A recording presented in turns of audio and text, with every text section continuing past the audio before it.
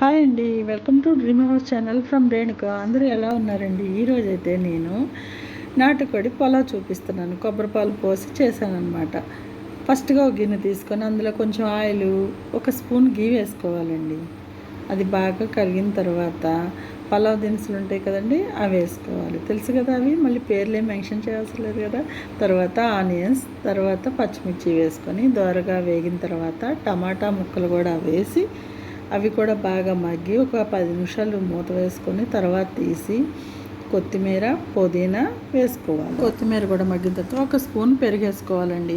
పెరుగు కూడా వేసుకొని ఈ మిశ్రమాన్ని బాగా మిక్స్ చేసేయాలన్నమాట. అలా ఒక 10 మినిట్స్ మూత పెట్టిన తర్వాత ఆయిల్ పైకి కావాలి. తర్వాత నాటుకోడిని క్లీన్ చేసుకొని కొంచెం అల్లం వెల్లుల్లి పేస్ట్ వేసి ఉప్పు, పసుపు వేసి ఉడికించుకున్నానండి. అది కూడా అందులో వేసి మిక్స్ చేసిన తర్వాత రుచికి సరిపడా ఉప్పు వేసి దాన్ని కూడా బాగా ఇలా నూనె పైకి వచ్చేలా ఉంచాలి. తర్వాత కొబ్బరికాయలోంచి కొబ్బరి పాలు తీసుకొని మనం ఎంతైతే రైస్ తీసుకున్నామో దానికి తగ్గట్టుగా వాటర్ పోసుకొని చక్కగా కొబ్బరి పాలు పోసుకొని కొంచెం వాటర్ కూడా యాడ్ చేసుకొని నానబెట్టుకున్న బియ్యాన్ని ఒక అరగంట ముందుగా నానబెట్టుకున్న బియ్యాన్ని ఎసరులో వేసేయాలండి.